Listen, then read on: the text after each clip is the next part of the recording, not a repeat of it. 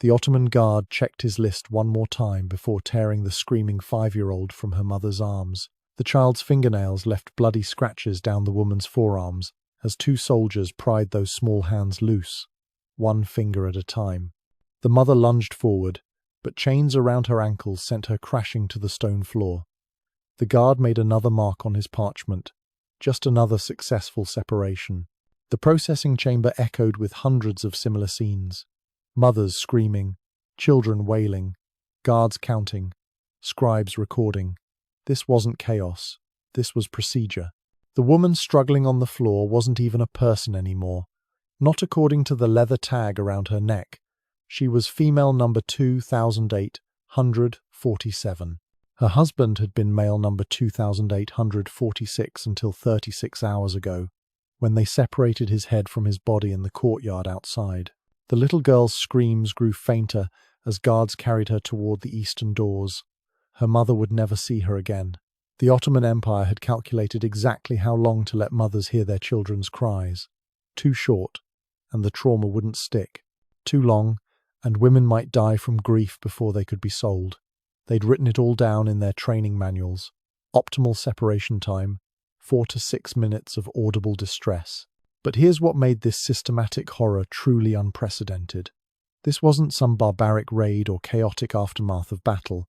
This was Constantinople, May 31st, 1453, exactly 48 hours after the city fell, and every single detail of female number 2847's nightmare had been planned months in advance. The Ottoman military didn't just conquer cities. They had perfected the industrial processing of human beings, and they were proud enough to document every method. But how did the world's most powerful empire transform the conquest of warriors into the systematic destruction of their wives? Why did Ottoman military manuals include detailed instructions for maximizing a mother's psychological breakdown? To understand how bureaucracy became a weapon more terrifying than any sword, we need to rewind 48 hours to when Constantinople's 1,000-year-old walls finally crumbled. The morning call to prayer on May 29th sounded exactly like it had for 1,000 years. No one knew it would be the last. Constantinople woke like it always did. Bakers fired their ovens before dawn. Merchants arranged their stalls in the covered markets. Mothers dressed their children for morning lessons. The massive triple walls that had protected the city for a millennium cast their familiar shadows across the streets.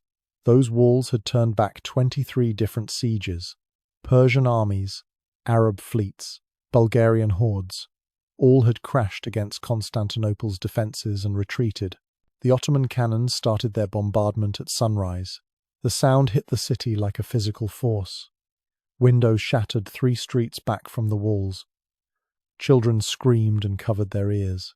But the real terror came from what citizens saw when they rushed to their rooftops. The Ottoman army stretched beyond the horizon. 100,000 men arranged in perfect formations. Mehmed II hadn't just brought soldiers. He'd brought administrators, scribes, and slavers. An entire bureaucracy of conquest waited behind the battle lines. Inside the city, Emperor Constantine XI pulled on his purple robes one final time. His advisors begged him to flee. Ships waited in the harbour. He could escape to Greece, raise another army, return to fight another day. Constantine refused. He knew what Ottoman victory meant for his people. He'd read the captured documents, the processing protocols, the separation procedures, the detailed categories for sorting human beings. But behind Ottoman lines, administrators were already preparing lists. The morning attack focused on the Weaponized section. Ottoman cannons had pounded this northwestern wall for 53 straight days, turning ancient stone to rubble. Now elite Janissary units surged forward. These weren't ordinary soldiers. The Janissaries were Christians, boys stolen from their families, converted to Islam, and trained from childhood to be perfect killing machines. They knew exactly how to break a city's will. Inside Constantinople, church bells rang the alarm. Every able-bodied man rushed to the walls. Blacksmiths brought hammers. Scholars carried spears they barely knew how to hold. Even priests abandoned their prayers to join the defense. Women and children hauled stones and boiling water to the ramparts. The entire city became one desperate organism fighting for survival. The Byzantines fought with the fury of the condemned. They knew Ottoman conquest meant more than occupation. Greek fire erupted along the walls, ancient flamethrowers that had saved the city before. Defenders pushed scaling ladders back, sending Ottoman soldiers crashing into the moat. For hours, the walls held. Then came the second wave, and the third, and the fourth. Mehmed had calculated exactly how many men he could afford to lose. His scribes tracked casualties by unit, by hour, by section of wall. This wasn't berserker rage. This was mathematical warfare. When one unit's casualties hit 20%, fresh troops rotated in. When Greek fire consumed too many soldiers in one section, the attack shifted to another. The Ottoman war machine ground forward with mechanical precision. By noon, the first Ottoman flags appeared on the outer walls. The sight broke something in the city's spirit. Citizens who'd fought all morning began retreating to the second wall. But Ottoman engineers had already mapped every defensive position. They knew which towers connected to which streets. They knew where civilians would cluster. They'd studied the city's layout for months, marking the best locations for future processing centers. As the walls fell, Ottoman scribes began categorizing the living. Emperor Constantine made his last stand at the gate of St. Romanus. He threw off his purple robes, not wanting to die as an emperor but as a soldier of Christ. Witnesses say he charged into the thickest fighting and disappeared. His body was never found. Some defenders claimed they saw him cut down. Others insisted angels carried him away. The Ottomans didn't care. They had detailed procedures for cities without confirmed leadership corpses. By late afternoon, Ottoman soldiers poured through multiple breaches. The city's defense shattered into isolated pockets of resistance. Groups of soldiers made hopeless stands in market squares. Families barricaded themselves in churches. Some civilians ran for the harbour, hoping to find ships. They discovered Ottoman naval units had already sealed every escape route. The systematic phase began before the fighting even ended. Ottoman units didn't rampage randomly through conquered streets. They followed predetermined routes to predetermined objectives. Soldiers surrounded churches but didn't enter. Not yet. They knew terrified civilians would pack inside, making collection easier. Units secured the wealthy districts first, not for looting, but for inventory. The slave merchants traveling with the army needed accurate assessments. The Hagia Sophia became humanity's largest trap. Thousands of civilians crammed inside Christianity's greatest church, praying for divine intervention. They barricaded the massive doors. They sang hymns that echoed off ancient domes. They believed God wouldn't let Muslims enter such a sacred space. The Ottomans simply waited for everyone to gather, then broke down the doors with battering rams. What happened next wasn't a massacre. It was a harvest. Ottoman soldiers formed human chains, passing civilians out like buckets of water at a fire. Scribes at the door assigned initial categories: male, fighting age; male, too old; male, too young; female, childbearing years; female, past fertility. Children got their own subcategories. Night fell on a conquered city, but the real horror hadn't started. While soldiers celebrated victory, Ottoman administrators unpacked their equipment: portable desks, leather tags, iron chains measured to precise lengths. They converted the Forum of Constantine into a massive processing center. Torches blazed through the night as the bureaucracy of suffering opened for business. The harvesting protocol had begun. Within 24 hours, every surviving citizen would be assigned a number, a category, and a fate. And the categories for women were the most detailed of all. The Ottoman Field Manual, Chapter 7, Section 3. Upon securing a city, immediately implement the harvesting protocol. The words sit there on yellowed parchment, written in the same matter-of-fact tone you'd use for crop rotation. But they weren't talking about wheat or barley. They were talking about human beings. The manual survived in the Topkapi Palace archives. Leather-bound, perfectly preserved, filled with precise instructions that make your stomach turn. Ottoman military commanders didn't just carry swords into battle. They carried these handbooks, step-by-step guides for processing conquered populations, complete with diagrams, timelines, and quality control measures. The agricultural metaphor wasn't accidental. Ottoman administrators actually called it the harvest. They'd spent centuries perfecting the system, treating human captives like any other resource that needed efficient extraction. The manual explains it with chilling clarity. Cities were fields, populations were crops, and conquest was just the first step in a much longer agricultural cycle. Page 12 lays out the timeline.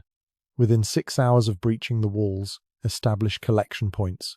Within 12 hours, begin initial sorting. Within 24 hours, complete the primary categorization. Within 48 hours, start secondary processing. They'd calculated exactly how long each phase should take based on city size. Constantinople, with its 100,000 survivors, would require 4 full days. The sorting system fills 30 pages of detailed instructions, age brackets down to the year, physical condition assessments with standardized criteria, intelligence evaluations based on occupation and literacy, even personality classifications: compliant, resistant, potentially useful, permanently hostile. Each category had its own processing track, its own set of procedures, its own final destinations. But the manual's next section detailed something even more systematic: the age and gender matrices. Males faced the simplest categorization: under 12 years old, candidate for janissary training. Take the brightest, healthiest boys and transform them into future Ottoman soldiers. 12 to 16, evaluate for specialized labor. Blacksmiths' sons became military armorers. Merchants' sons became supply administrators. 16 to 60, standard slave labor for construction projects, galleys or mines. Over 60, the manual notes coldly, limited economic value, process accordingly. The 12-year-old cutoff wasn't arbitrary. Ottoman trainers had determined this was the oldest age at which Christian boys could be reliably converted and indoctrinated. Any older, and childhood memories remain too strong. The manual includes psychological observations about memory formation, identity development, and the optimal windows for cultural reprogramming. They'd turned child development into a military science. Female categorization required its own entire chapter. The manual divides women into 7 primary categories based on age, appearance, and reproductive potential. Subcategories proliferated from there: virgin or not, previous children or barren, skilled in household arts or purely decorative. The details grow more disturbing with each subdivision. Ottoman slavers had created a complete taxonomy of human value based on market demand. The manual even included quality control measures, random inspections of processing centers, standardized forms for recording errors, punishment schedules for soldiers who damaged the merchandise. One section calculates acceptable loss rates during sorting: 2% for males, 3% for females, 5% for children under 10. They'd factored human death into their equations like shipping costs. But the precision wasn't accidental. It had been perfected over centuries. The Ottomans hadn't invented slavery, but they'd industrialized it. Earlier conquerors took captives chaotically, grabbing whoever they could find: Viking raiders, Mongol hordes, Arab slavers. All operated on crude smash-and-grab principles. The Ottomans brought bureaucratic efficiency to human trafficking. They turned random cruelty into standardized procedure.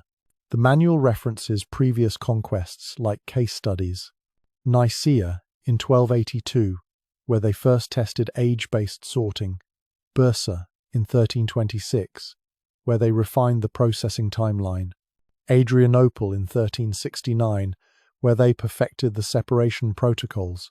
Each city provided data. Each conquest improved the system. By the time they reached Constantinople, they'd had 200 years of practice. Transportation logistics fill another 40 pages. How many people fit in standard wagons? Daily water requirements per category. Acceptable mortality rates during transport. Food cost calculations balanced against expected sale prices. They'd reduced human suffering to spreadsheet entries. So many dinars for feeding them. So many dinars expected at market. Simple profit and loss. The manual includes templates for correspondence between field commanders and slave merchants. Standardized phrases for describing the quality of different populations. Greeks tend toward education and crafts. Bulgars make excellent agricultural workers. Serbs show aptitude for mining. Albanians demonstrate unusual physical endurance. They'd created ethnic stereotypes based on market performance data. Even the smallest details received attention. What types of chains work best for different age groups? How to mark categories using colored cloth when leather tags run short. The optimal spacing between processing stations to prevent bottlenecks. Recommended ratios of guards to captives during sorting. Nothing was left to chance. Nothing was improvised. Every moment of misery had been planned. But it's the footnotes that reveal the true horror. Casual mentions of failed experiments. That time in Thessalonica, when they tried processing families together, but emotional reactions slowed efficiency by 30%. The disaster in Sofia, when they attempted night sorting, but inadequate lighting led to category errors. These weren't abstract administrative problems. They were describing human beings torn from everything they'd known. The manual's authors show no awareness of the evil they were documenting. They write with the detached tone of agricultural advisors discussing crop yields. Occasional pride creeps through when describing particularly clever innovations. The portable processing stations that could be assembled in any town square. The standardized medical examinations that increase saleable percentages. The psychological techniques for breaking resistance without damaging the merchandise. Page 47 of the manual contained a simple grid titled Female Processing Categories, and Category 3 would become the stuff of nightmares. The examination tent reeked of fear and sweat. Ottoman clerks sat behind portable desks, their quills scratching steadily as lines of women shuffled forward. Each desk had 3 ledgers, one for names to be erased, one for numbers to be assigned, one for categories that would determine everything. The clerk at Station 4 barely looked up as the next woman approached. His fingers were already black with ink from 12 hours of processing. He gestured impatiently. Turn around, lift your hair, open your mouth, show your teeth. The examination took less than 30 seconds. Then came the moment when human became inventory. Category 1. Too old. The clerk's quill marked the designation with practiced efficiency. Women over 40 had limited market value. They'd be sent to agricultural camps or textile workshops. Hard labor until their bodies gave out. The Ottoman Empire wasted nothing, not even aging flesh. Category 2. Too young. Girls under 12 required different handling. Too small for immediate sale, but valuable as future investments. They'd be placed in training houses where Ottoman matrons would teach them Turkish, Islam, and the arts of serving wealthy households. The younger they started, the more completely they'd forget their Christian past. Category 3. Optimal. The quill paused over this designation. Women between 15 and 25 who met specific physical criteria. Healthy, attractive, capable of bearing children. These were the prizes that made conquest profitable. The clerk took more care with these examinations. Checked for diseases. Assessed facial symmetry. Noted any special skills. Musicians brought higher prices. So did women who could read.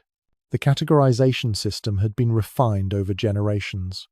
Ottoman slave merchants knew their markets like spice traders knew saffron grades. Persian buyers preferred fair-skinned Circassians. Egyptian harems wanted educated Greeks. The Anatolian estates needed sturdy Slavs for breeding programs.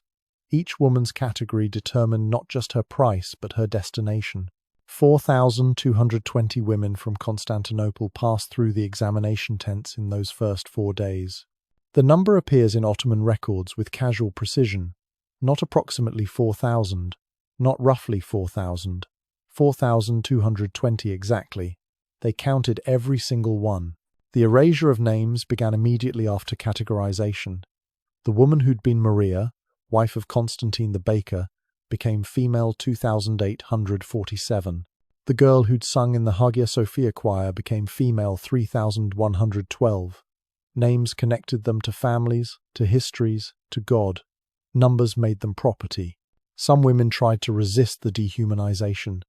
They repeated their names under their breath like prayers. Maria, Theodora, Sophia, Helena. But the Ottoman system ground relentlessly forward. Guards who heard women using names received specific instructions. First offense, warning. Second offense, beating. Third offense, reduction in food rations. The manual noted that hunger usually solved the problem within a week. The leather tags came next. Small rectangles of cured hide, each branded with a number that matched the ledgers. Guards fastened them around necks with precise lengths of cord. Too loose, and they might slip off. Too tight and valuable merchandise might strangle. The Ottoman quartermasters had calculated the exact circumference needed for various neck sizes. But the categorization was just the beginning of the documentation. Station 5 handled secondary classifications. Women stripped naked while female inspectors examined every detail. Virgin or not made a significant price difference. The inspection process had its own manual section, complete with anatomical diagrams. False claims of virginity brought severe punishments for sellers, so accuracy mattered more than modesty. Previous pregnancies left telltale signs that experienced inspectors could read like text. Stretch marks indicated childbearing capability. Breast shape suggested nursing history. Hip width predicted future fertility. The female inspectors called out their findings while male scribes recorded every detail. The women being examined weren't allowed to speak. Intelligence assessments followed physical examinations. Could she read? What languages did she speak? Did she know mathematics? Could she play instruments? The Ottomans had learned that educated women brought premium prices as tutors and companions. But education also meant greater resistance. The manual recommended separating literate women quickly to prevent them from organizing others. The processing stretched through days and nights. Torches replaced sunlight. New shifts of clerks replaced exhausted ones. But the system never stopped. Women who collapsed were dragged aside, marked for category downgrade, and processed when they revived. The Ottoman machine had no patience for human weakness. Children watched their mothers disappear into examination tents and emerge with tags around their necks. The very young didn't understand what the categories meant. They still reached for their mother's hands, still called them by name.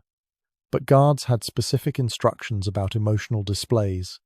Separate children who clung too tightly. Remove women who showed excessive distress. Emotional bonds slowed processing efficiency. By the third day, a horrible efficiency had emerged. Women learned to move through the stations without prompting. They understood the gestures. They submitted to examinations. They answered questions in monotones. The system was breaking them before they'd even left Constantinople. The Category 3 women faced additional sorting. Subcategories proliferated based on specific market demands. 3A, for exceptional beauty, destined for imperial harems. 3B for standard household service. 3C for breeding programs in agricultural regions. 3D for specialized entertainment training. Each subcategory had different preparation protocols, different transportation arrangements, different final destinations. Ottoman scribes compared lists between stations, checking for errors. Quality control mattered when dealing with valuable inventory. They found discrepancies. Female, 2,309 had been marked Category 3 at Station 4 but Category 2 at Station 5. Age estimates differed by 3 years. The clerks huddled over their ledgers, debating her fate like merchants haggling over silk quality. The sorting created its own geography of suffering. Category 1 women clustered in the eastern section of the processing area. Category 2 girls in the northern quarter. But Category 3 women occupied the central zones, where security was highest and Ottoman officials paid the most attention. These were the profits that justified the entire system. Some women tried to manipulate their categorizations. Older women rubbed dirt into their hair to appear elderly. Younger ones hunched their backs to seem frail. Beautiful women scarred their own faces with fingernails. But Ottoman inspectors had seen every trick. The manual included a full chapter on detecting category fraud, complete with punishment schedules for attempted deception. As night fell on the third day, the processing supervisors reviewed their progress. 4,220 women sorted, 347 Category 1s, 892 Category 2s. But the numbers that made Ottoman merchants smile were the Category 3s. 2,981 women in their prime, ready for market. Those marked Category 3 faced a specific destination. The morning after categorization, women woke to a new sound, not the scratch of quills or the bark of orders. This was different. Wooden wheels creaking, chains clanking, oxen lowing. The transportation phase had begun. Women emerged from holding areas to see a sight that made their hearts sink. Hundreds of wagons arranged in neat rows. But these weren't normal merchant carts. Iron rings bolted to the floors, canvas covers to hide the cargo, water barrels strapped to the sides. The Ottoman Empire had designed specialized vehicles for transporting human merchandise. But the true horror lay in what Category 3 women saw next. Ships, dozens of them crowding Constantinople's harbour, and on the dock, Ottoman scribes consulting new documents. Not processing ledgers this time. These were different, longer, more detailed, with columns for numbers and destinations and prices. The women were about to learn their numbers would appear on another document, ship manifests that listed them between bolts of silk and sacks of pepper. The Ottoman merchant vessel Sultana's Pride carried a typical cargo in June 1453, 20 bolts of Damascus silk, 40 pounds of pepper, 15 females aged 16 to 20. Excellent condition. The manifest sits in the Turkish Naval Archives today, just another shipping document among thousands. The clerk's handwriting stays steady through the entire list. No difference in ink pressure between recording spice weights and human beings. The banality hits you like a physical blow. This wasn't some shameful secret. They filed it with the regular paperwork. The Sultana's Pride wasn't special. Every ship leaving Constantinople that summer carried similar manifests. The Sword of Islam transported 32 Category 3 females alongside copper ingots. The Morning Star loaded 28 females between wine casks and leather goods. The Ottoman merchant fleet had reorganized their cargo holds to accommodate the new traffic. Shelves removed, chain points installed, ventilation holes cut to reduce mortality during transport. The language of commerce infected everything. Excellent condition meant no visible diseases, no pregnancy, no physical defects that would reduce market value. Good condition indicated minor issues that might lower price but not prevent sale. Acceptable condition suggested damaged goods that might still find buyers in less discriminating markets. The terminology came straight from livestock trading. Ship captains received bonuses based on delivery percentages. Land a cargo with 95% survival rate, extra 10% commission, fall below 80%, reduced payment, and possible loss of future contracts. The Ottoman Empire had turned human mortality into a business metric. Captains learned exactly how much food and water kept their cargo breathing without cutting too deeply into profits. The Mediterranean trade routes buzzed with this new commerce. Alexandria, Tripoli, Tunis, Algiers.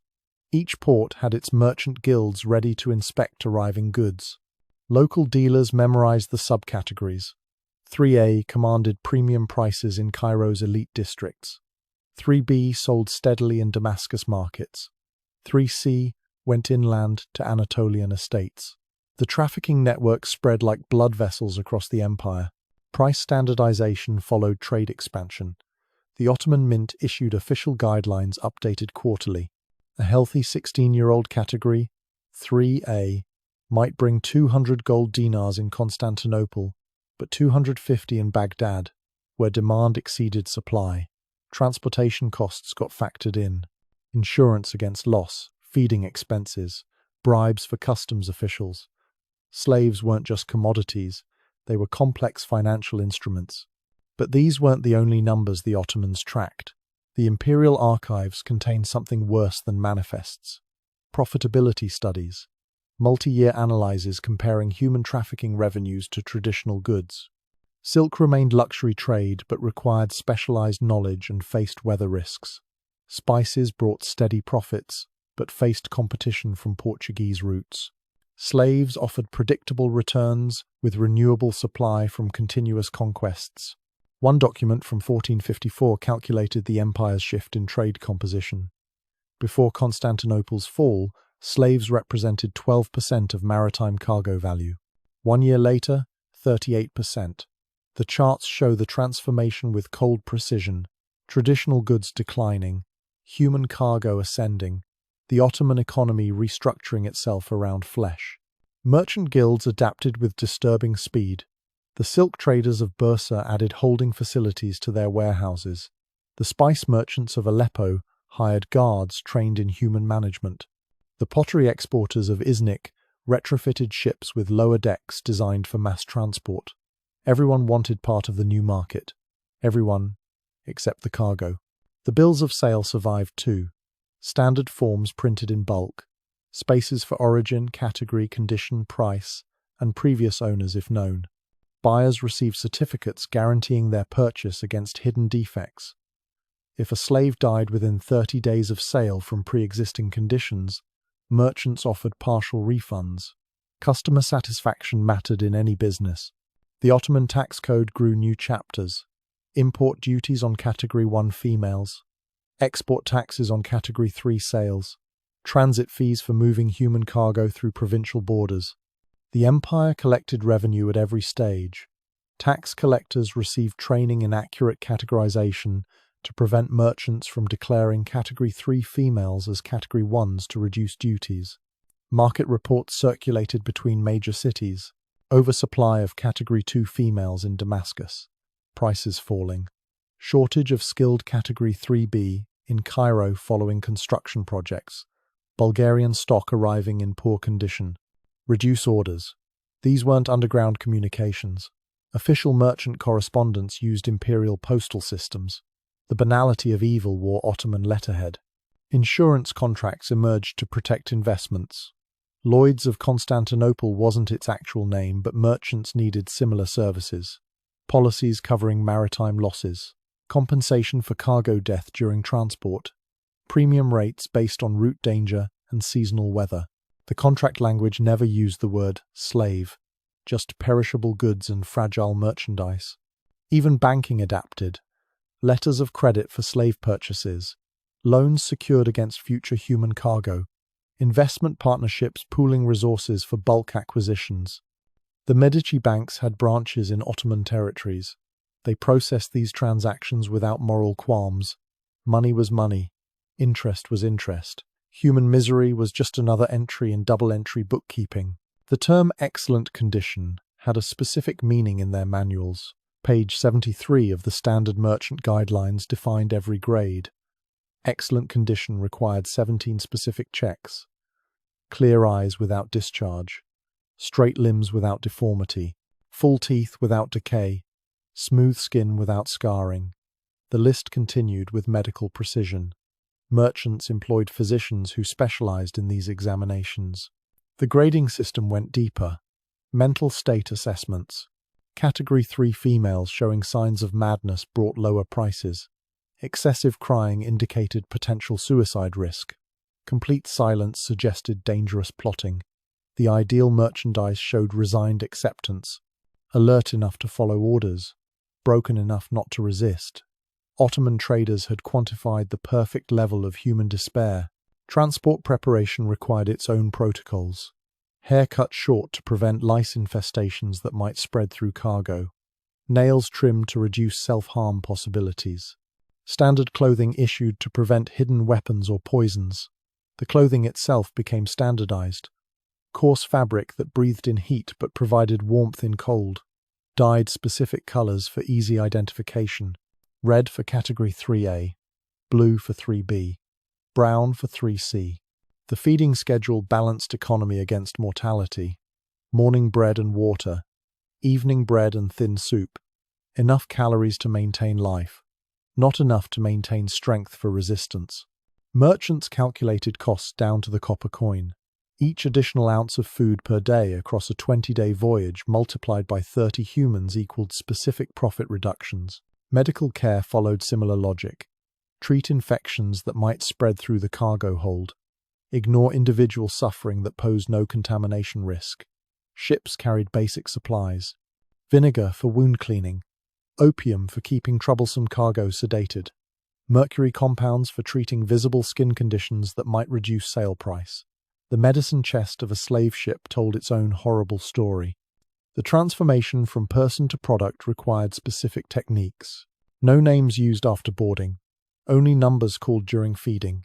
Physical contact minimized except for necessary movement. Guards trained to see cargo, not humans. The psychological distance protected profit margins. Emotional attachment to merchandise led to poor business decisions. But the mathematical precision reached its peak in mortality calculations.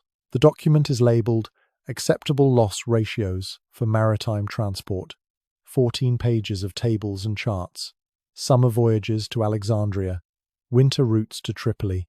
Expected death rates for each category, route and season. The margins contain handwritten notes from experienced captains. Increase water rations, day 12 through 15. Separate fighters early to prevent group resistance. They calculated everything. How many humans could fit in a standard cargo hold while maintaining survivable air quality?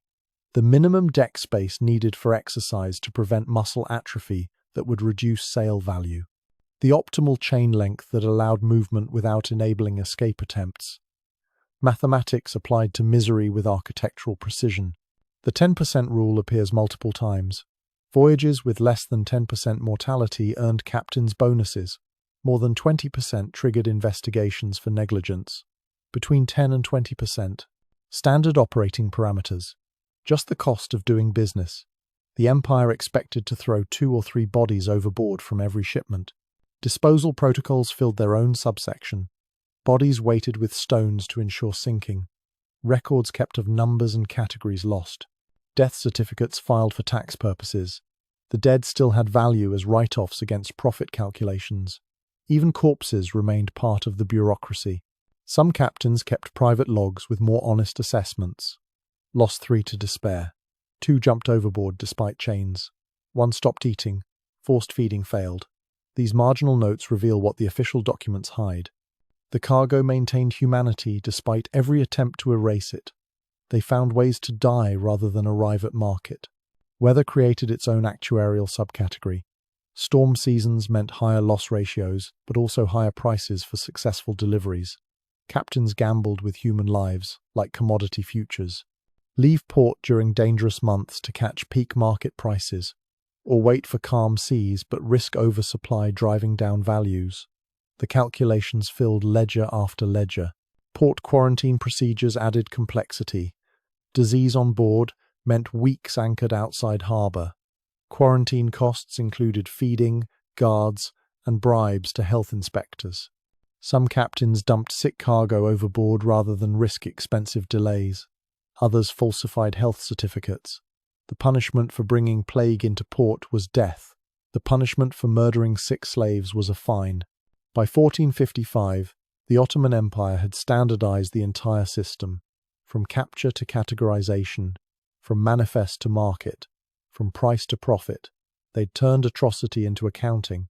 They'd transformed suffering into spreadsheets, and they'd documented every detail with the pride of efficient administrators.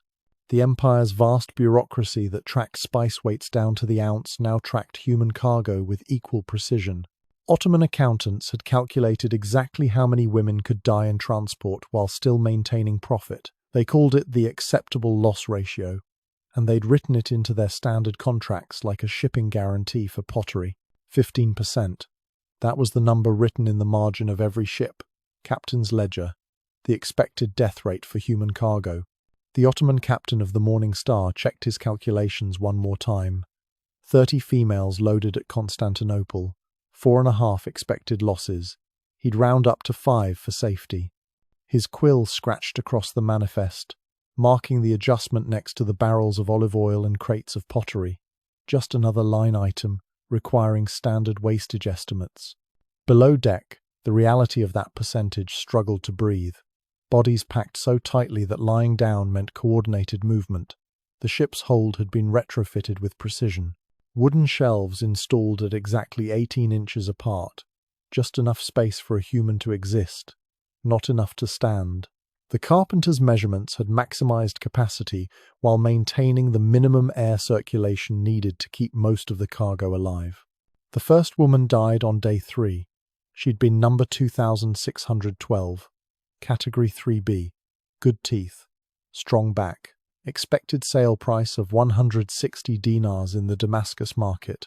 The women chained nearest to her felt her body grow cold during the night. They called out in whispers, afraid to attract the guards' attention but knowing a corpse would breed disease. The morning inspection found her. Guards unchained the body with practiced efficiency. No prayers, no ceremony.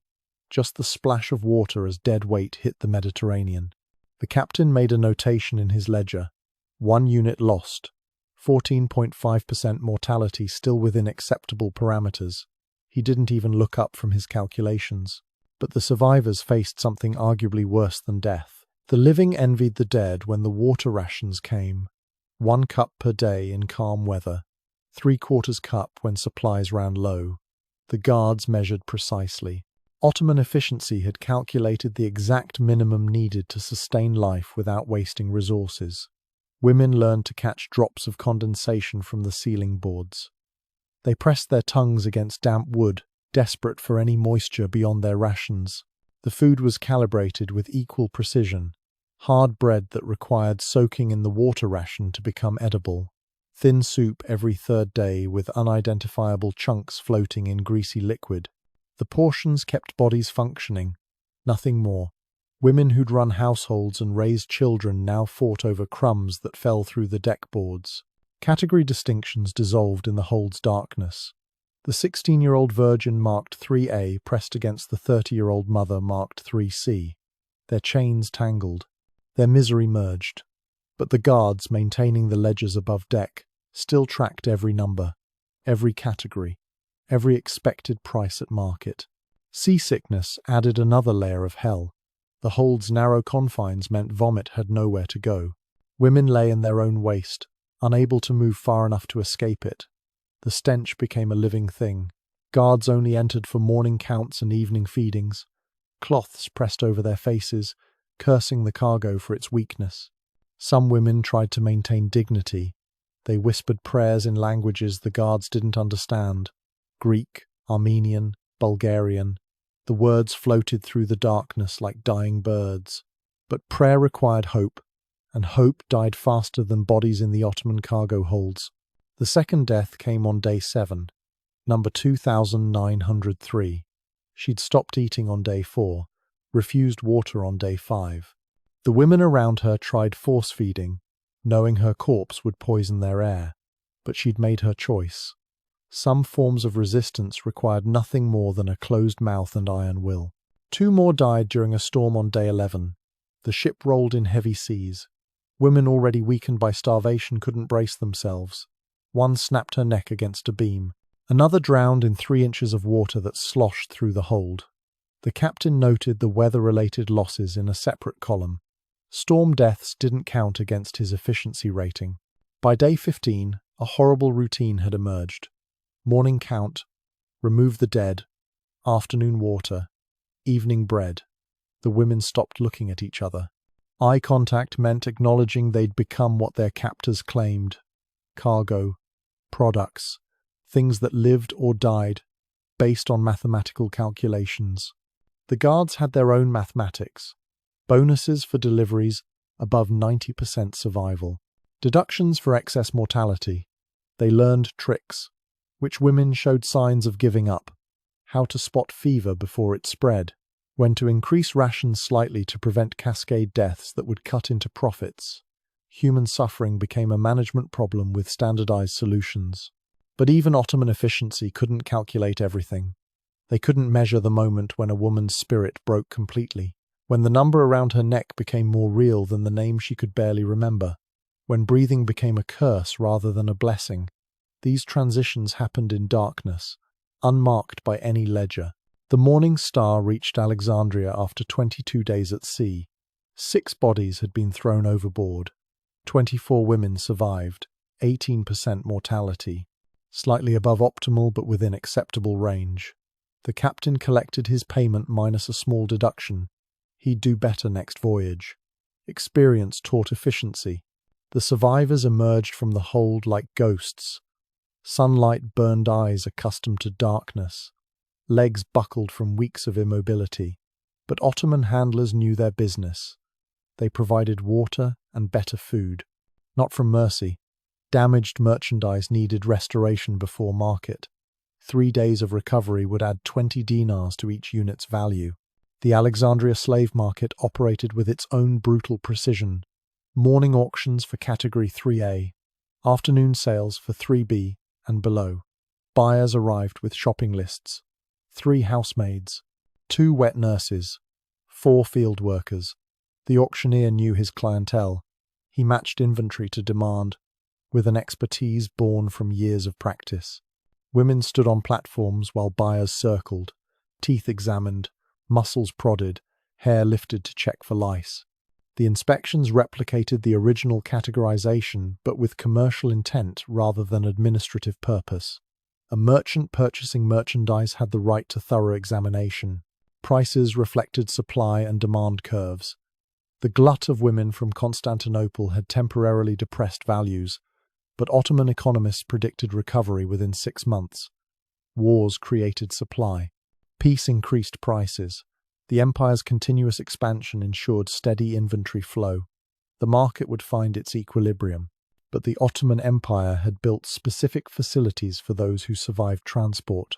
The compound outside Cairo sprawled across 40 acres of dusty ground, high walls topped with iron spikes, guard towers every 100 yards. From the outside, it might have been a military fortress, but the architectural plans hidden in Ottoman archives reveal its true purpose. This wasn't built for keeping enemies out, it was designed for keeping women in. The blueprints survive in the Topkapi Palace, filed between fortress designs and aqueduct specifications. The architect's notes fill the margins. Dormitories arranged for maximum surveillance. Exercise yards calculated for supervised movement. Medical facilities positioned for efficient processing. Every line drawn with careful intention. Every space designed for a specific function. The Ottoman Empire had built the world's first industrial-scale breeding facility, and they designed it with the same methodical precision they applied to everything else. Architectural blueprints from 1454 reveal purpose-built structures with a chilling notation, optimized for maximum reproductive efficiency. The blueprints looked mundane rows of small cells, monitored corridors, controlled exercise areas until you read the facility's stated purpose. Female Asset Optimization Center. The Ottoman architects had drawn their plans with the same precision they used for mosques and bridges, except these measurements calculated human breeding cycles. The compound outside Cairo sprawled across 40 acres. From the architect's bird's-eye view, it formed a perfect rectangle divided into functional zones. Living quarters in the eastern section. Medical facilities along the northern wall. Exercise yards in the center. Administrative buildings to the west. Every structure connected by covered walkways that allowed guards to monitor movement without exposure to weather. But the architecture was only half the system. The dormitories followed standardized designs replicated across the empire. Long rectangular buildings with cells measuring 6 feet by 8 feet, just enough space for a sleeping mat and water jug. Iron bars instead of doors allowed continuous observation. Guards could check 30 cells with a single walk down the corridor. The architects had noted proudly that their design eliminated blind spots. Each cell held 1 woman. The isolation served multiple purposes according to administrative manuals, prevented conspiracy formation, reduced disease transmission, enabled precise monitoring of individual reproductive cycles. The loneliness was a feature, not a flaw. Broken spirits bred more efficiently than rebellious ones. Morning routines began at dawn with the clanging of iron bars. Women emerged from cells in scheduled groups, 20 at a time to washing stations. 30 minutes allocated for basic hygiene. Guards timed everything with Ottoman precision. The schedule allowed processing of 500 women through morning ablutions in 4 hours. Efficiency mattered when managing human livestock at scale. The exercise yards revealed another layer of calculation. Open spaces precisely sized to allow movement without enabling escape attempts. High walls blocked outside views. Guards patrolled elevated walkways with clear sightlines to every corner.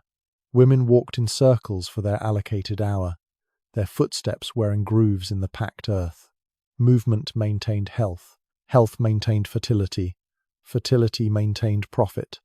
But Ottoman administrators kept meticulous records of everything that happened inside. The medical building contained examination rooms that would seem familiar to any physician. Tables, instruments, charts on walls. But these charts didn't track healing.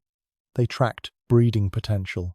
Ovulation cycles mapped with mathematical precision, pregnancy rates by age group, miscarriage statistics sorted by original category.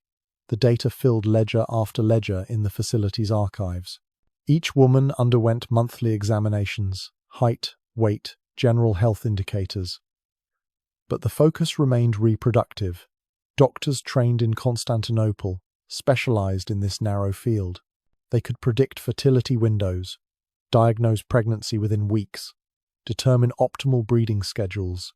Their medical knowledge served the empire's demographic needs.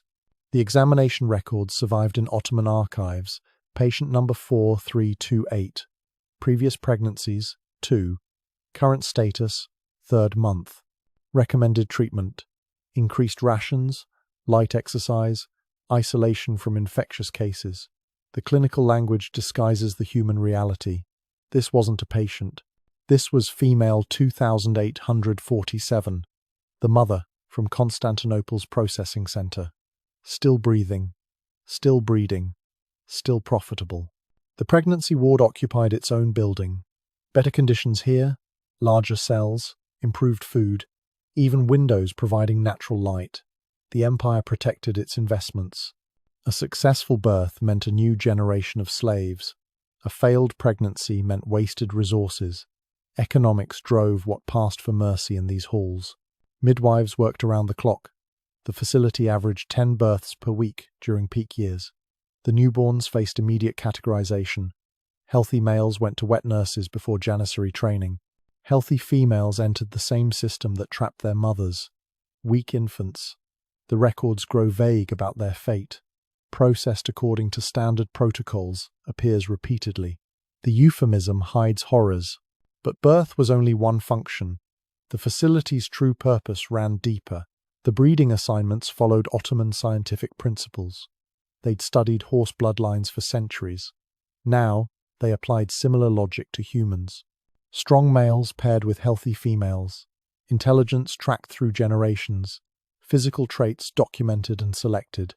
The empire was engineering its slave population with agricultural precision.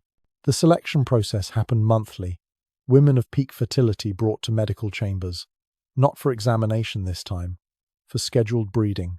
The records use clinical language, reproductive pairing, genetic optimization, bloodline enhancement. The words hide systematic rape behind scientific terminology.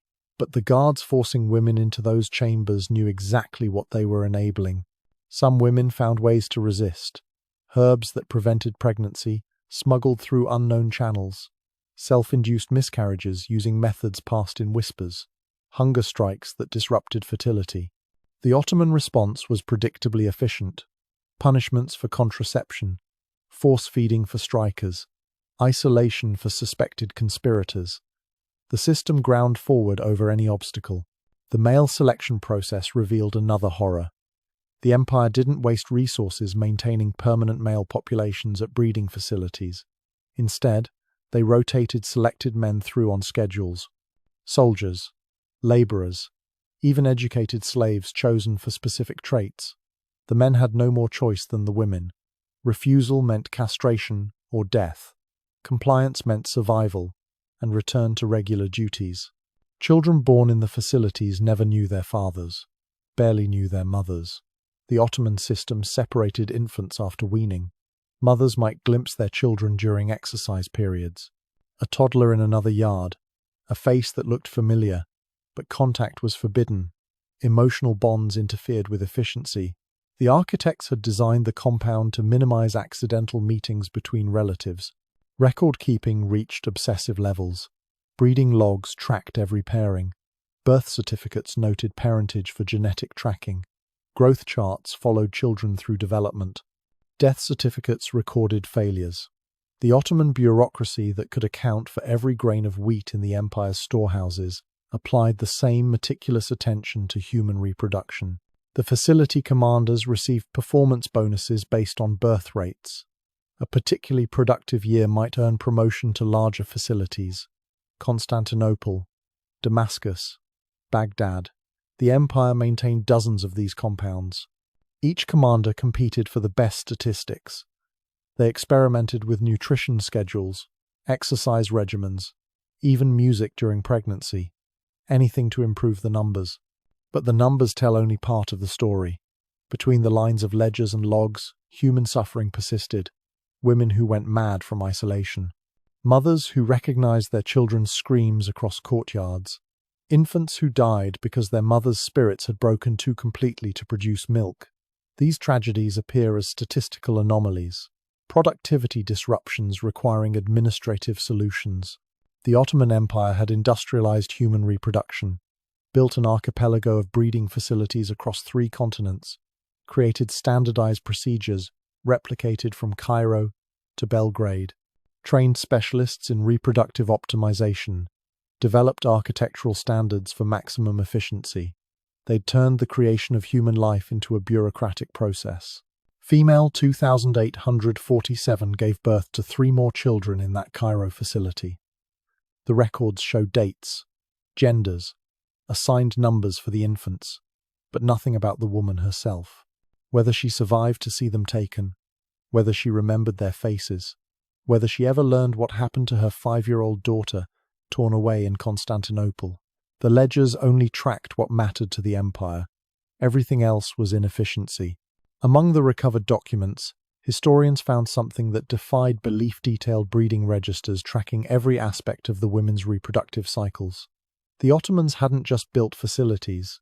They'd created a comprehensive system for monitoring, predicting, and optimizing human reproduction with the same precision they applied to horse breeding. The registers included everything from ovulation schedules to bloodline charts spanning multiple generations. The leather-bound register sat open on the administrator's desk, its pages filled with columns that would make any accountant proud. Date of arrival, current physical condition, last menstruation, expected fertility window. The Ottoman scribe's handwriting stayed perfectly uniform through entry after entry, like he was recording wheat harvests instead of women's bodies. Entry dated August 15, 1453. Female 2847. 3rd month pregnant. Father unknown. Productivity rating excellent. The quill scratched across parchment, adding another notation. Previous successful births 3. Recommended for continued breeding program. No reduction in rations required. The breeding registers weren't hidden documents. They sat on shelves between tax records and construction permits in the Cairo facility's administrative building. The Ottomans saw nothing shameful in their system. They'd simply applied livestock management principles to human reproduction. The empire that had perfected horse breeding for its cavalry now perfected human breeding for its slave markets. Each woman's reproductive history filled its own page. The scribes tracked everything: age at first menstruation, regularity of cycles, pregnancy outcomes, infant survival rates. They'd created a database of human fertility centuries before anyone coined that term. The data helped predict which women would produce the most valuable offspring. But pregnancy was just the beginning of the documented horror.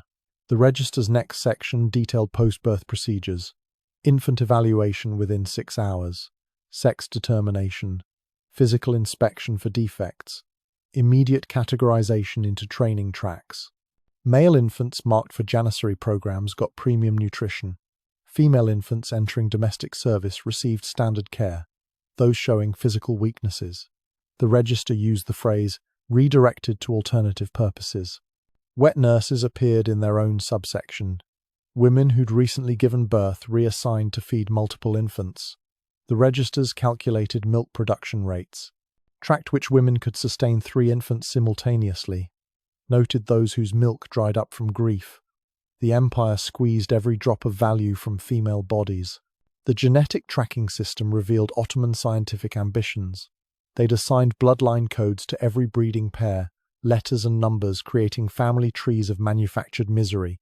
A male slave with exceptional strength might father dozens of children across multiple facilities. His code would appear in registers from Cairo to Constantinople. The mothers were just vessels for producing his offspring. Page after page showed the same methodical horror. Breeding schedules optimized for maximum fertility. Rest periods calculated to maintain health without reducing productivity. Nutrition plans adjusted for each trimester. The Ottomans had created industrial-scale human husbandry, and they documented every detail with pride. Some entries included margin notes from facility physicians. Subject shows signs of mental deterioration but remains physically viable. Attempted self-harm. Recommend restraints during next breeding cycle. Unusual fertility despite advanced age.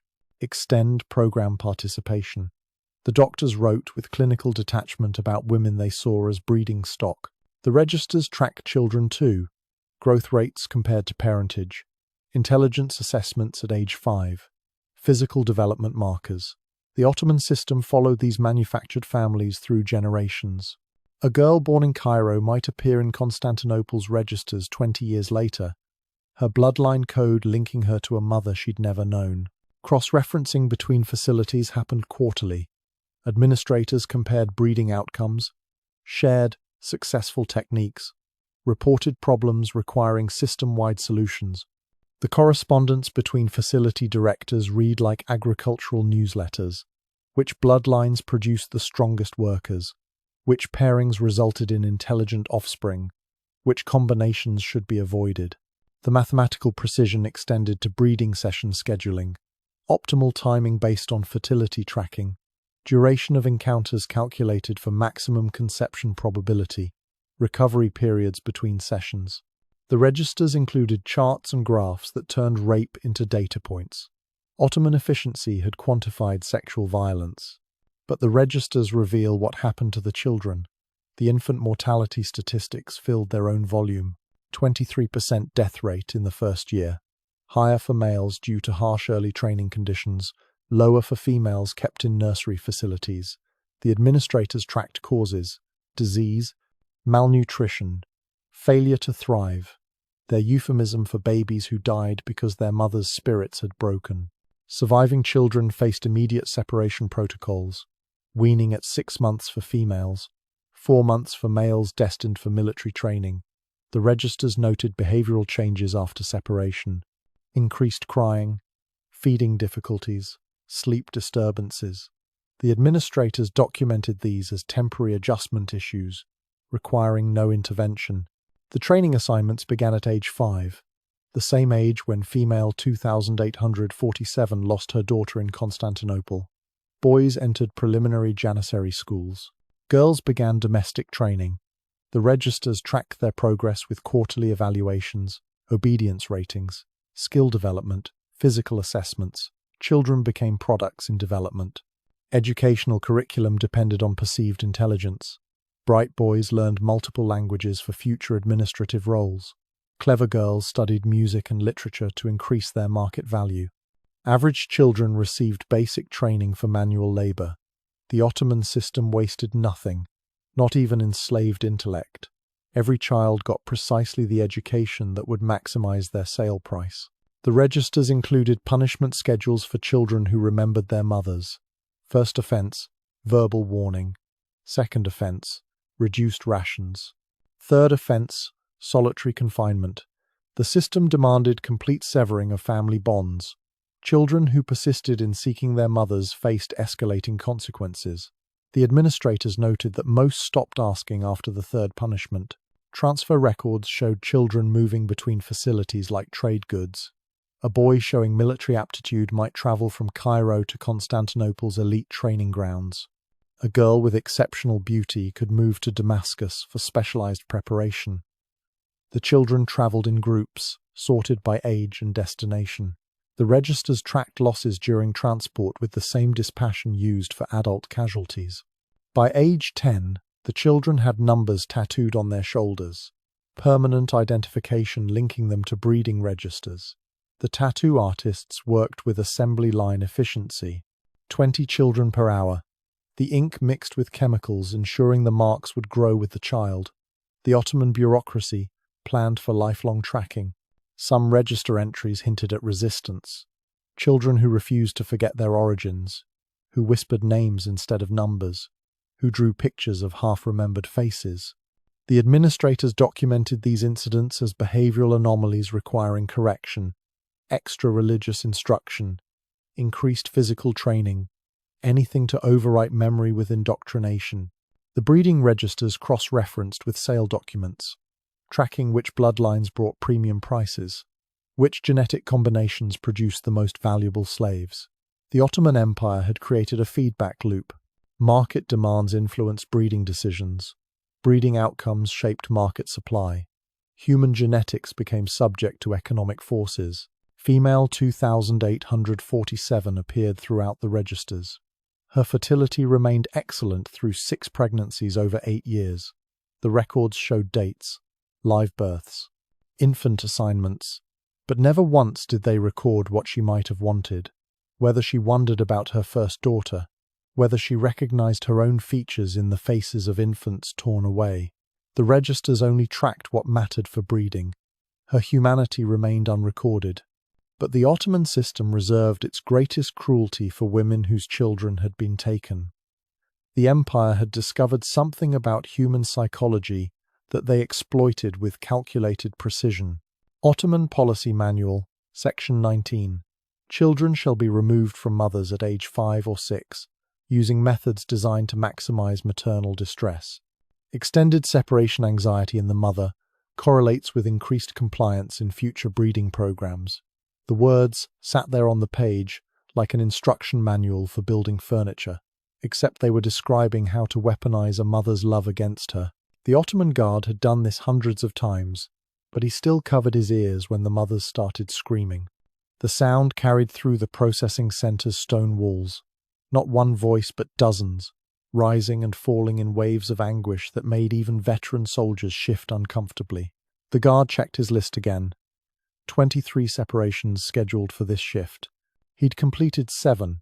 The ink on his ledger showed steady progress, but his hands shook slightly as he made the 8th mark. Inside the separation chamber, female 2847 had wrapped both arms around her daughter, creating a human knot the guards couldn't untangle without breaking bones. The 5-year-old buried her face in her mother's chest, small fingers twisted in fabric like she could anchor herself through will alone. The guards had seen this before. They knew the techniques. First, they tried verbal commands. The mother just held tighter. Then came the prodding with spear butts. She absorbed the blows without loosening her grip. The child's terrified whimpers grew to wails that echoed off stone walls. Other mothers in line began crying in sympathy, knowing their turn was coming. The sound built like a storm. The senior guard signaled for the special team. 3 men trained specifically in child extraction. They moved with practiced efficiency. 1 immobilized the mother's arms. Another worked on prying the child's fingers loose, one by one. The third stood ready to carry the child away once freed. They'd perfected this choreography through thousands of repetitions. But the manual said emotional distress served a purpose. Extended maternal anguish created psychological changes that improved compliance in breeding programs. The guards weren't just separating families. They were manufacturing trauma with scientific precision. The empire had discovered that broken mothers made better breeding stock. The child's fingernails left bloody scratches down her mother's arms as they finally pulled her free. The guard carrying her moved quickly toward the eastern doors, but not too quickly. The manual specified optimal separation speed, fast enough to prevent the mother from following, slow enough that she could hear her child's screams fading down distant corridors. 4 to 6 minutes of audible distress. They'd calculated the exact duration needed to shatter a human soul.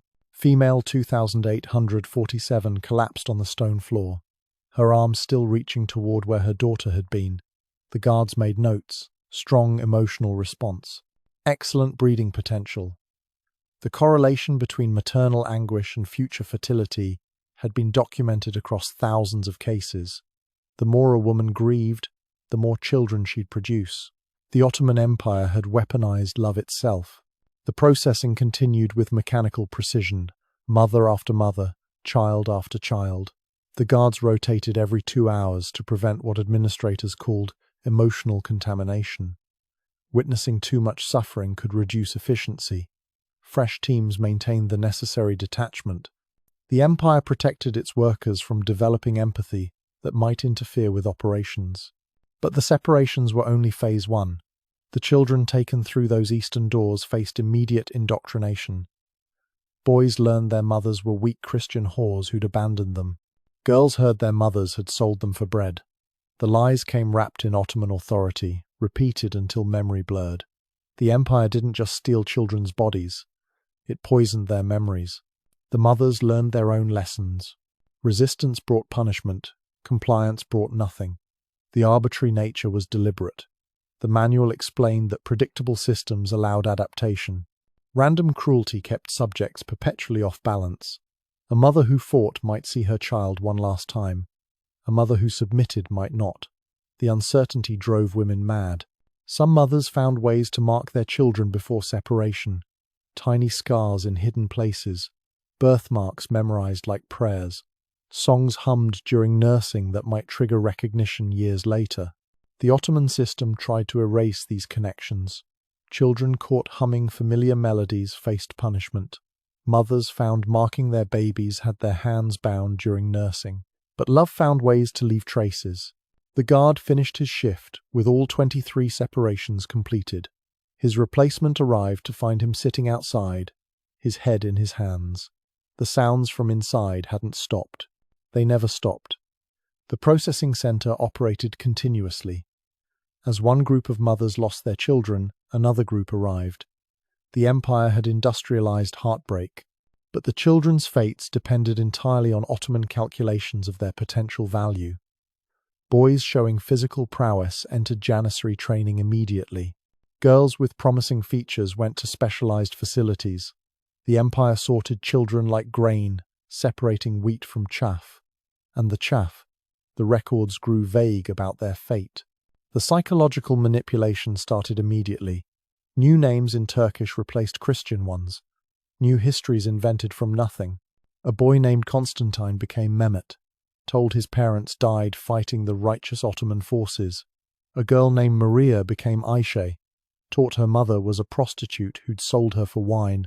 The lies came with lessons, meals, and bedtime stories, until fiction became more real than faded truth. The Ottoman Empire understood something modern psychologists would later confirm. Children separated before age 7 could be completely reprogrammed. Their elastic minds absorbed new identities like sponges. After 6 months, most stopped asking about their mothers. After a year, many claimed they'd always been Ottoman. After 2 years, they'd report other children who whispered Christian prayers. But mothers never forgot. The breeding facilities reported consistent patterns. Women who'd lost children showed increased fertility, but decreased infant survival. Their bodies produced babies their broken spirits couldn't nurture. The empire treated this as an accounting problem. Factor in higher infant mortality for previously separated mothers. Adjust breeding schedules accordingly. Human grief became another variable in profit calculations. The training facilities for separated children operated with equal precision. Daily schedules planned to the minute. Ottoman language lessons in the morning. Islamic prayers 5 times daily. Physical training to exhaust bodies and prevent reflection. Academic instruction for the brightest. Trade skills for the average. Every moment filled with Ottoman identity construction. The boys' path was straightforward. Excel in training and join the elite janissaries. Perform adequately and become regular soldiers. Fail and face castration for harem service. The Ottoman system wasted nothing. Even failed soldiers had value as eunuchs. The surgery took place in special facilities with 30% survival rates. Another acceptable loss ratio precisely calculated. But girls faced more complex sorting. Beauty meant one path, intelligence another, fertility a third. The Ottoman system had markets for every type of female. Pretty ones for harems. Clever ones for household management. Strong ones for breeding programs. The evaluation process started immediately after separation. Daily observations, weekly assessments, monthly categorizations. A 5-year-old's fate might be decided by how gracefully she walked across a room. The records showed female 2847 never stopped looking for her daughter. Guards reported she studied every child-sized figure during exercise periods. She hummed constantly, the same melody over and over. Other women said it was a lullaby, though the words had been beaten out of her. She was searching with the only tool left, a tune her daughter might remember. Her daughter had been renamed Gulbahar, Spring Rose in Turkish. The records showed excellent progress in domestic training, quick learner, pleasing appearance. Marked for premium household service by age 8, the little girl who'd screamed for her mother had become a valuable asset. The Ottoman system counted this as success, but the empire's cruelty had an unintended consequence that would reshape entire civilizations. Entire cultures began to reshape themselves around this threat. Communities that had existed for 1,000 years developed new traditions: daughters hidden in attics, sons dressed as girls, families fleeing inland at the first rumor of Ottoman approach. The systematic child theft didn't just destroy individual families, it transformed how entire peoples lived. But the Ottomans had methods for finding even the most carefully concealed children. Archaeological excavations have revealed extensive networks of hidden chambers beneath Balkan villages, built specifically to hide children, designed to muffle sounds, stocked for long sieges. But the Ottomans had methods for finding them. The stone chamber beneath the church floor could hold 20 women and girls. Villagers called them Ottoman cellars, and every settlement had one. The entrance was hidden beneath the altar, a wooden trapdoor covered by woven rugs during normal times. But these weren't normal times. The sound of Ottoman hoofbeats meant mothers grabbing daughters, shoving them through the narrow opening, whispering prayers as they lowered their children into darkness. The chambers smelled of damp earth and fear. Women who'd hidden there said you could taste the terror of previous occupants in the stale air. Bulgarian stonemasons had started building these refuges in the 1420s. They'd learned from Serbian villages that fell first. News travelled along mountain paths, whispered warnings about what happened to girls in conquered territories. By 1450, every Christian settlement from Belgrade to Athens had at least one hidden chamber. Some villages had 3 or 4, connected by tunnels that children memorized like catechisms. The construction followed specific patterns passed between communities: stone walls thick enough to muffle crying, ventilation shafts disguised as root cellars, water barrels and dried food stocked for 2-week sieges. The builders included details learned from failure: iron bars to prevent girls from running out too early, multiple exits after Ottoman soldiers learned to smoke out single-entrance chambers, waste pits designed to minimize smell that might attract hunting dogs. But hiding wasn't always possible when the hunters were rewarded for their success. The forests of Macedonia grew thick with hidden camps. Mothers who couldn't reach village cellars fled to predetermined locations, carrying daughters on their backs. They built shelters from branches and mud, covering them with leaves that had to be replaced daily. They learned to move without breaking twigs, to build fires that produced no smoke, to keep children silent with hands over mouths when Ottoman patrols passed nearby. The camp networks stretched for miles. Runners carried messages between groups: this patrol heading north, that unit searching streams. Women developed their own communication systems. Marks on trees indicating safe paths. Bird calls that weren't quite right warning of danger. They turned survival into a science born from necessity. Some mothers chose disfigurement over hiding. The knife scars appeared on girls' faces throughout the Balkans. Deliberate marks designed to destroy beauty that might attract Ottoman attention. Mothers sobbed as they cut their daughters' cheeks, but tears didn't stop the blade. Better scarred than stolen, better ugly than enslaved. The traditional wedding veils that had shown modesty now hid mutilation. The practice became so common that Ottoman soldiers learned to check beneath veils first. They had quotas to fill, bonuses to earn. A scarred girl might not bring premium prices, but she still counted toward totals. The mother's desperate mathematics of disfigurement failed against imperial accounting. The Ottomans simply created new categories: damaged but serviceable, suitable for field work. Every girl had value somewhere in the system. Churches developed their own protections. Priests dug crypts beneath graveyards where girls could hide among the dead. They performed fake funeral services, lowering living daughters into graves while Ottoman patrols watched from outside cemetery walls. The girls lay in coffins for hours, breathing through cloth tubes, listening to dirt hit wood above them. Some stayed underground for days, emerging pale and shaking when danger passed. But the hunters knew all the tricks. They'd learned from experience across 100 conquered towns. They brought iron rods to test grave soil for air holes. They noticed when too many young women died during Ottoman approach. They tracked which priests performed the most funerals. The cat-and-mouse game evolved constantly, each side learning from the other's innovations. The cultural transformations went deeper than hiding places. Marriage customs changed throughout Ottoman territories. Families started marrying daughters younger, sometimes to cousins or elderly men who might protect them. 12-year-old brides became common. 8-year-old engagements weren't unknown. The logic was desperate but clear. Married women might escape categorization as virgins. Pregnant ones might avoid breeding programs. Marriage became armor, however ill-fitting. Birth registrations disappeared from church records. Priests learned to keep 2 sets of books, one for Ottoman inspection showing only boys, another hidden version tracking daughters who officially didn't exist. Girls grew up with false names, false histories, false brothers who were actually sisters in disguise. Entire communities participated in elaborate deceptions that lasted decades. The songs changed too. Lullabies that had celebrated beauty now warned against it. Folk tales that had featured beautiful princesses now told of clever girls who escaped through wit rather than appearance. Mothers sang new verses to ancient melodies. Better to be forgotten than remembered. Better to be shadow than light. The oral traditions of entire cultures warped around Ottoman threat. Villages developed early warning systems. Bell codes that indicated different types of danger.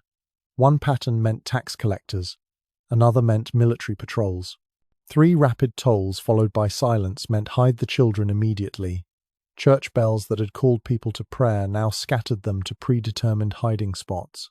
The Ottomans learned the codes and forced priests to ring false patterns, but communities adapted with backup signals.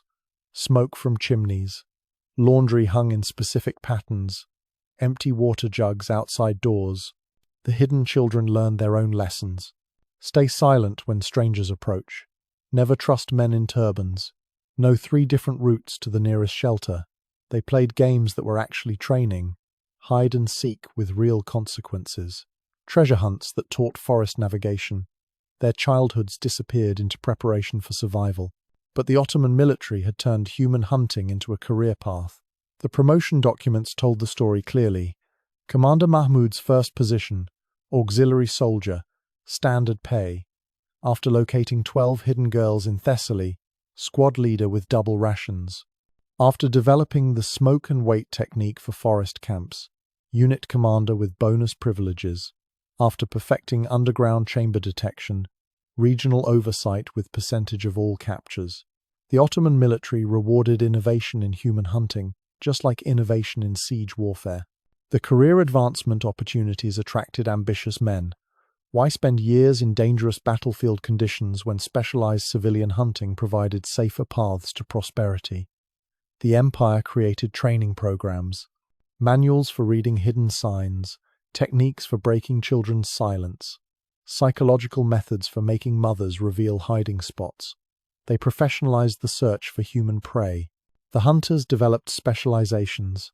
Some focused on forest tracking, reading bent grass and disturbed leaves.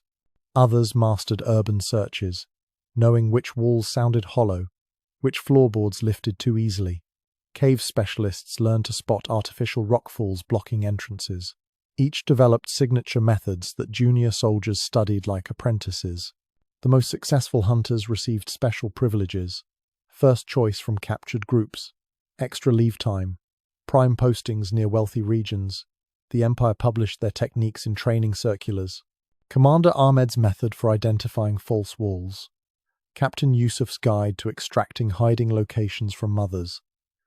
They became celebrities within the military structure, their innovations studied and replicated. Villages responded with their own specialists, women who designed ever more complex hiding systems, scouts who tracked tracker movements, Children trained from birth to spot Ottoman uniforms at distance. The escalation continued generation after generation, each side's innovations spurring counter-innovations. Hide-and-seek became an arms race measured in stolen daughters.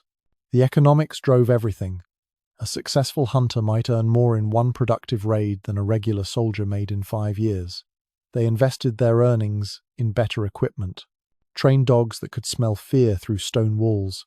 Informant networks in Christian communities. Maps marking every potential hiding spot in their territories. Some hunters became wealthy enough to buy their own slaves from colleagues' captures. But the systematic hunting created unintended consequences. Communities that lost too many daughters stopped having children altogether. Why bring new life into guaranteed suffering? Birth rates plummeted in repeatedly raided regions. Entire villages aged into extinction.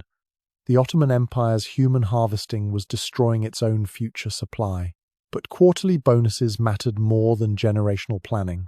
Some mothers found an ultimate escape that horrified even hardened Ottoman soldiers. Rather than let their daughters be taken, they chose collective death.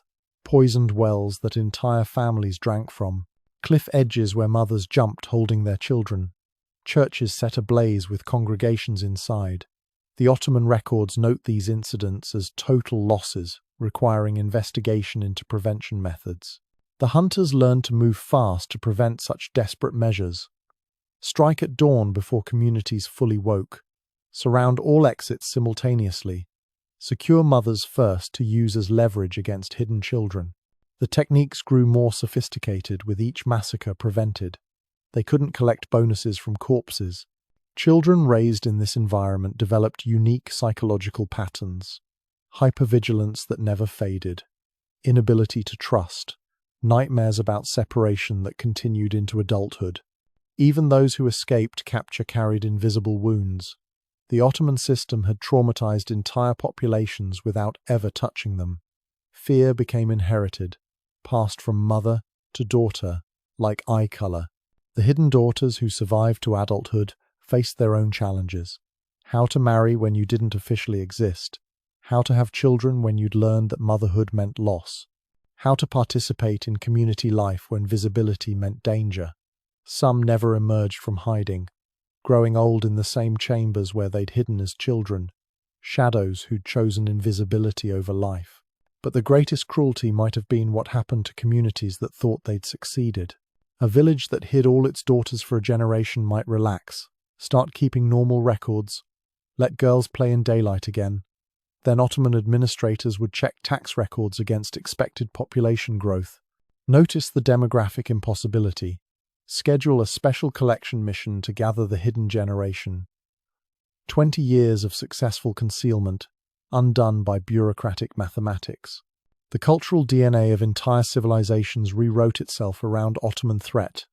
Traditional dances that kept girls indoors, architecture designed for concealment, languages that developed euphemisms for daughters, never speaking directly of their existence, stories, songs, customs, beliefs, all warped by the gravitational pull of systematized child theft.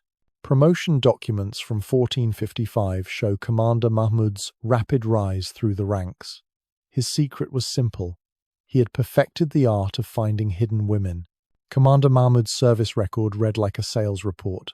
Third quarter of 1454, 847 females captured, 92% survival rate. Promoted to Pasha. The ink on his promotion certificate hadn't even dried before he was planning his next quota. The Ottoman Empire didn't just reward success, they systematized it. Mahmud's techniques became required reading at military academies from Damascus to Belgrade. Chapter 12 of the field manual bore his name, The Mahmud Method, Maximizing Human Asset Recovery. Every ambitious soldier memorized his strategies, track prayer patterns to find hidden chambers, use children's toys as bait, let one girl escape to follow her to others. His bonus structure would make modern CEOs jealous. Base salary plus 20 dinars per virgin, 15 per breeding age woman, 10 per domestic servant category, 5 for agricultural workers. The mathematics of misery filled his ledgers. Second quarter earnings, 4,200 dinars, more than most merchants made in a decade. But Mahmud was just one star in a constellation of horror. The Ottoman promotion files from this period read like corporate success stories. Commander Yusuf in Thessaly developed the night harvest technique. Promoted after delivering 300 units in a single month. Captain Osman in Serbia perfected psychological interrogation of mothers. Given control of an entire region, the empire created a competitive marketplace for human suffering. The incentive programs went beyond simple bonuses. Successful hunters received first selection rights from their captures. The most beautiful girls, the strongest boys. Not for personal use, but for private sale. The empire allowed its efficient predators to become entrepreneurs. Why rely on salary when you could build your own trading network? Administrative documents from Constantinople showed the budget allocations. Bonuses for civilian captures exceeded ammunition expenses. The empire spent more rewarding human hunters than equipping regular soldiers. They'd calculated the return on investment. One skilled hunter could generate more revenue than a dozen warriors. Swords conquered territory. Hunters harvested profit. The quarterly reviews sound like business meetings. Regional commanders gathered to share best practices. PowerPoint didn't exist, but they had charts, maps showing productive villages, graphs tracking capture rates by season, tables comparing different commanders' efficiency ratings. They turned atrocity into metrics, and metrics into career advancement. But the competition created innovation in cruelty. Commanders couldn't just meet quotas. They had to exceed them, beat last quarter's numbers, outperform neighboring regions. The pressure for higher yields led to new techniques. Chemical smoke that forced families from hiding. Trained dogs that could smell fear through stone. Informant networks recruited from desperate mothers offered impossible choices. The career trajectories followed predictable patterns. Start as a regular soldier, show aptitude for tracking, receive specialized training, develop signature methods, build reputation through consistent delivery, advance to regional command. Some hunters became so successful they retired to estates purchased with bonus money. They'd literally built fortunes on stolen children. Training academies emerged to meet demand. The Ottoman military established schools specifically for human hunting. 6-month programs, covering everything from woodland tracking to urban search patterns. Graduates received certification and preferred placement in high-yield territories. The empire professionalized child theft like any other military specialty. The documentation systems supported the entire structure.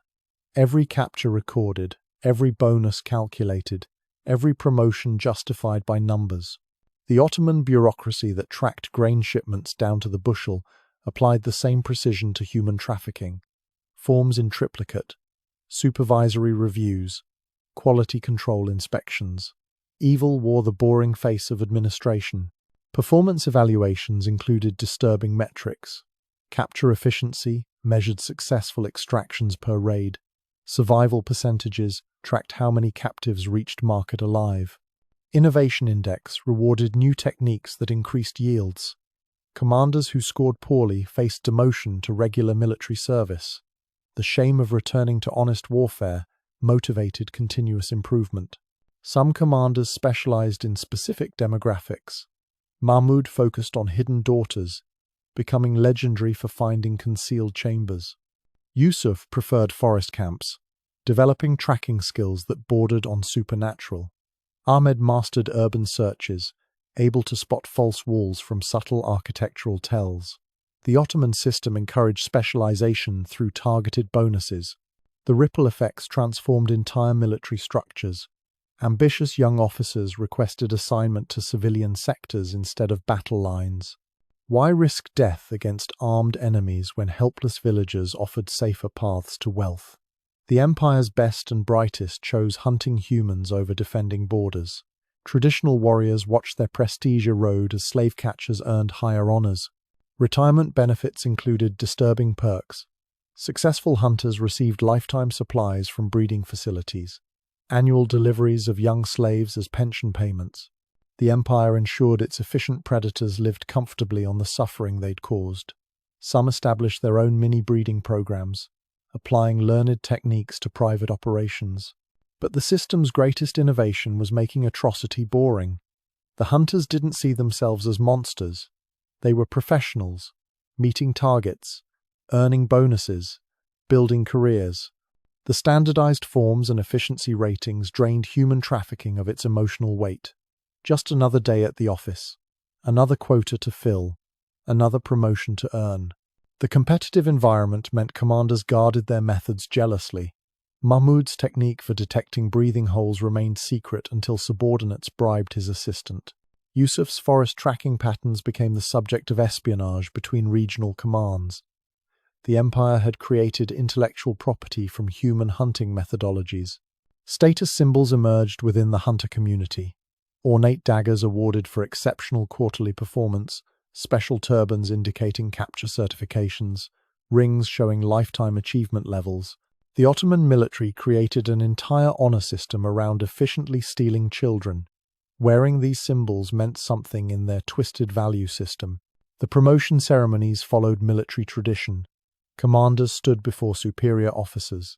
Their capture statistics read aloud like battle honors. 3,400 units recovered. 91% survival rate. 16 innovations documented. Then came the new rank insignia, the salary increase, the expanded territory, all the pomp of military advancement built on hidden daughters' tears. But the greatest horror might have been the bureaucratic language. The reports never mentioned screaming mothers or terrified children, just units, assets, inventory, resources. The Ottoman Empire had created a vocabulary that transformed human beings into line items. The hunters spoke this language fluently, discussing their trade without acknowledging its reality. New recruits received mentorship from successful veterans. Mahmud trained a dozen protégés, passing on his techniques like craft knowledge. They followed him on raids, watched him work, learned to spot the signs others missed. The disturbed earth that indicated recent digging, the too perfect pile of stones covering a chamber entrance, the nervous glances that revealed hidden knowledge. Master and apprentice united in perfecting systematic cruelty. The innovation reports make particularly chilling reading. Suggest using children's voices to lure hidden families. Recommend seasonal timing adjustments based on harvest patterns. Propose standardized chamber detection equipment. Each suggestion aimed at improving efficiency. Each improvement meant more families destroyed. The Ottoman suggestion box overflowed with creative ways to maximize suffering. But we need to return to female 2847. 2 years after that morning in the processing facility, Ottoman records show a final entry. The Ottoman records grow sparse after 2 years. But there's one final entry for female 2847 that tells us everything. The ledger from the Cairo facility dated September 3rd, 1455 contains a simple notation. Female, 2847. Status, deceased. Cause, childbirth complications. Offspring, male, survived. Asset reassignment completed. The scribe's handwriting stays perfectly steady through the entry. Just another line item between grain deliveries and construction supplies. She died giving birth to her 7th child in Ottoman captivity. A son who would never know her name, never hear her voice. Never learn that she'd once been Maria, wife of Constantine the baker, mother to a 5-year-old girl who'd screamed as guards tore her away on that morning in Constantinople. The facility records show they processed her body with standard efficiency, medical examination to confirm no contagious disease, removal of any valuable items, though she had none, mass burial in the unmarked section reserved for expired breeding stock. The entire procedure took less than 2 hours. By sunset, female 2847 had been erased from existence. Only her number remained, crossed out in the breeding register. Her son received the designation male 87432. The intake records note healthy weight, strong lungs, no visible defects, assigned to wet nurse number 43, scheduled for preliminary janissary evaluation at age 4. The Ottoman system had extracted final value from female 2847's body, a future soldier for the empire that destroyed his mother. But what about the daughter she'd lost in Constantinople? the 5-year-old torn from her arms in that processing center. The Ottoman training records from Damascus show a girl named Gulbahar excelling in domestic service preparation. Age 7. Quick learner, pleasing appearance. No memory of life before Ottoman custody. The transformation was complete. Maria's daughter had become an Ottoman asset, as thoroughly processed as her mother, but in a different way. The system had stolen not just her freedom, but her entire identity.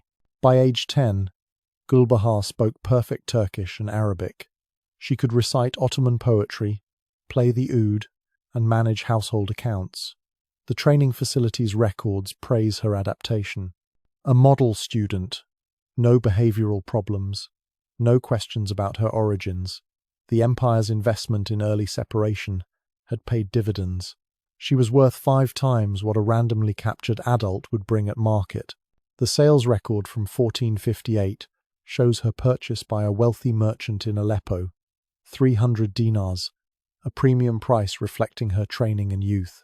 The bill of sale lists her accomplishments, like features on merchandise. Literate in 2 languages, skilled in music and mathematics, certified virgin, the merchant got excellent value. The Ottoman Empire got profit, and somewhere in an unmarked grave outside Cairo, female 2847 got nothing. This wasn't an unusual story. The Ottoman archives contain thousands of similar trajectories. Mothers processed, bred and discarded. Children stolen, transformed and sold. Families atomized into profitable components. The empire had perfected turning conquest into commodity. They'd industrialized human suffering with the same efficiency they used for collecting taxes or building aqueducts. But here's what makes this systematic evil truly unprecedented in human history. The Ottoman Empire didn't hide these records. They filed them openly, preserved them carefully, organized them for easy reference.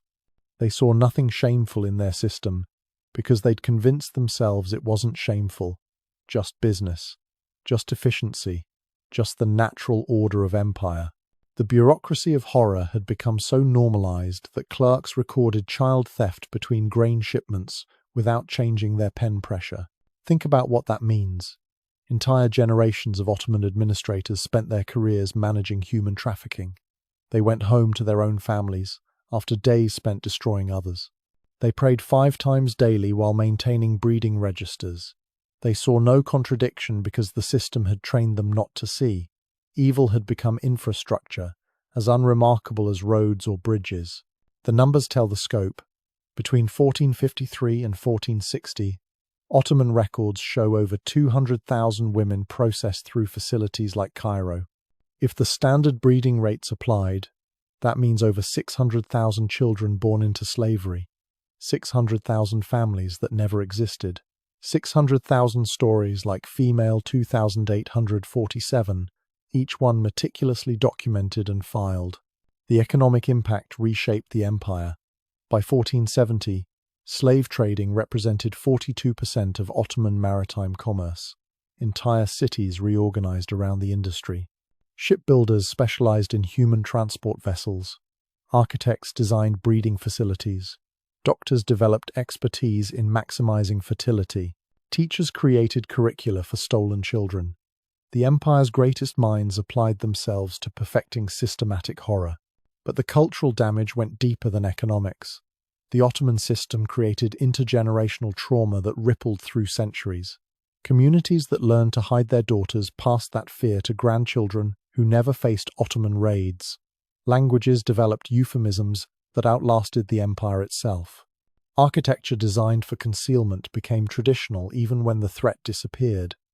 The Ottomans had rewritten the cultural DNA of entire civilizations. The hidden girls who survived grew into women who couldn't trust, who saw every stranger as a potential hunter, who taught their own daughters to be invisible. The psychological wounds passed like heirlooms through generations. Even today, certain Balkan communities maintain traditions born from Ottoman terror, dances that keep girls indoors, songs that warn against beauty, customs wrapped around 500-year-old fears. And what of the stolen children who survived? The boys who became janissaries often rose to powerful positions. Some commanded armies, Others administered provinces. They enforced the same system that had stolen them. The perfect circular horror, yesterday's victims becoming tomorrow's perpetrators. The Ottoman Empire had created a self-perpetuating machine of cultural destruction. The girls faced different fates. Some found kindness in the households that purchased them, learned to love the families that owned them, had children who never knew their mothers had been stolen. Others lived in perpetual grief, speaking languages their owners didn't understand, singing half-remembered lullabies from childhoods they couldn't fully recall. The lucky ones forgot. The unlucky ones remembered just enough to hurt forever. But perhaps the greatest horror was how normal it all became. Ottoman merchants discussed slave prices like weather. Soldiers compared capture bonuses like tournament scores. Administrators filed breeding records like tax documents. An entire empire operated on the premise that some humans were livestock, and nobody in power questioned it. The system had made evil boring, and boring evil is the hardest kind to fight. The Ottoman Empire fell, but the records remained, sitting in archives, waiting to be discovered, waiting to remind us that bureaucracy can serve any master, that efficiency has no morals, that systems designed by humans can become inhuman in their operation.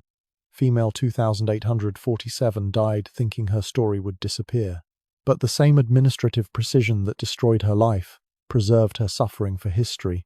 We know about her because the Ottomans wrote it all down. Every capture, every sale, every birth, every death.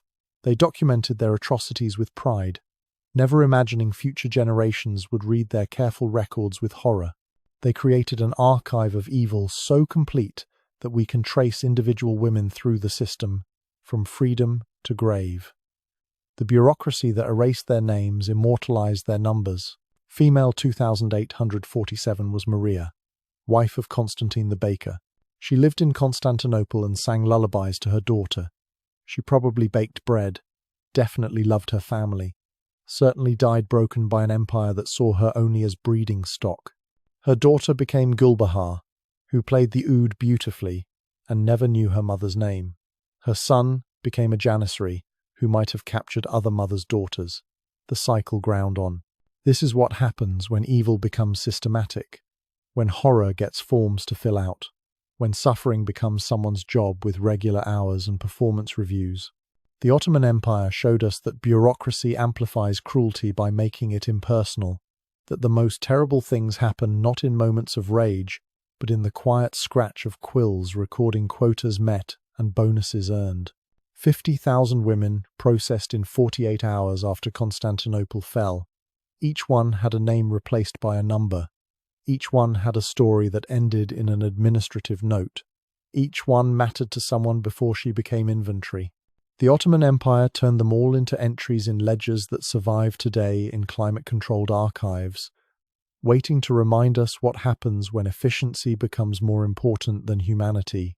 The scribe who recorded female 2847's death probably went home that evening to his own family, kissed his own children, never thought about the mother who died birthing another child for the empire's profit. Just another day, just another entry, just another number crossed off in the ledger of systematic evil that the Ottoman Empire made as routine as collecting taxes. Her story stands for all of them: the processed, the bred, the discarded, the stolen, the transformed, the forgotten, except in the records their destroyers kept with such terrible pride. When we talk about systematic horror, this is what we mean. Not random cruelty, but organized oppression.